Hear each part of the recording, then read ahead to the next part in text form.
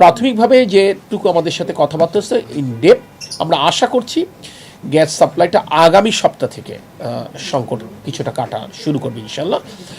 এবং সে ব্যাপারে এটা তাদের কথার উপর আমরা শুধু নির্ভর না করে কিসের বেসিসে তারা এটা মনে করছেন, এখানে একটা ডিটেইল আমাদের টেকনিক্যাল পিপল তাদের টেকনিক্যাল পিপলের সাথে কাজ করছে। এখানে কিছু স্পেয়ার পার্টস বিদেশ থেকে আনবার প্রশ্ন আছে এবং সেটা আমদানি করে সেটা খালাস করবার প্রয়োজন আছে। আমরা একবারে পুরোটাই তাদেরকে বলেছি টোটাল দায়িত্ব সরকার নেবে, অর্থাৎ তারা এয়ার ফ্রেটে নিয়ে আসবে এবং কত দ্রুততম 1 ঘন্টার মধ্যে আমরা কাস্টমস ক্লিয়ারেন্স করে তাদেরকে এটা দিব।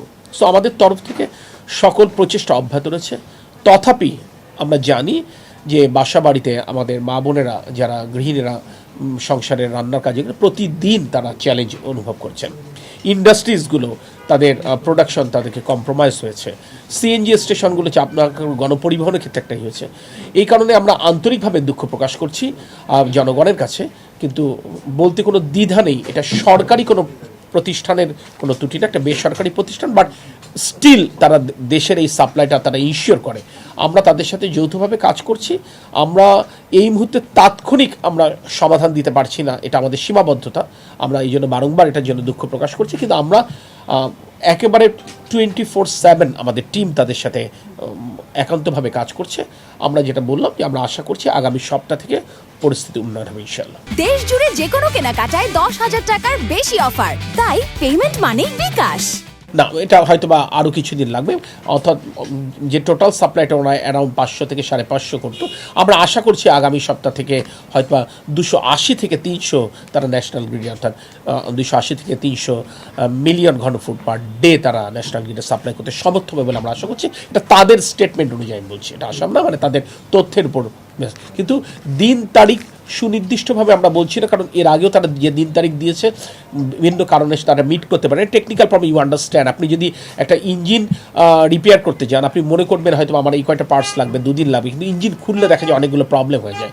সো এটা একটা এই ধরনের দুর্ঘটনা মোকাবেলা করবার অভিজ্ঞতা আনফর্চুনেটলি আসলে এক্সেলারেট বলেন, সামিট বলেন, কিংবা বাংলাদেশ সরকার আমাদের কারোরই অতীতে ছিল না। একটা নতুন অভিজ্ঞতা, এখান থেকে আমরা খারাপ ঘটনার মাধ্যমে আসলে শিখতে হচ্ছে। বাট আমরা যেটা বুঝছি যে মানুষের কষ্ট হচ্ছে, আমরা যেহেতু জনগণের ভোটে নির্বাচিত সরকার, জনগণের কাছে দুঃখ প্রকাশ করতে আমাদের ন্যূনতম কোনো দ্বিধা নেই। যেটা বললাম যে সরকারি প্রতিষ্ঠান না বলে দায়ী স্বীকার করব না, ব্যাপারটা এরকম কিছু না। যেহেতু জনগণের প্রত্যাশার জায়গা এই সরকার রয়েছে, আমরা এই দায়িত্বটা নিয়েই আমরা সর্বতভাবে চেষ্টা করছি। এটা টেকনিক্যাল একটা প্রবলেম হয়েছে, ওখানে ফায়ার, একটা বার্নিং হয়েছে, এবং এখানে আরও একটা বড় দুর্ঘটনা ঘটতে পারতো।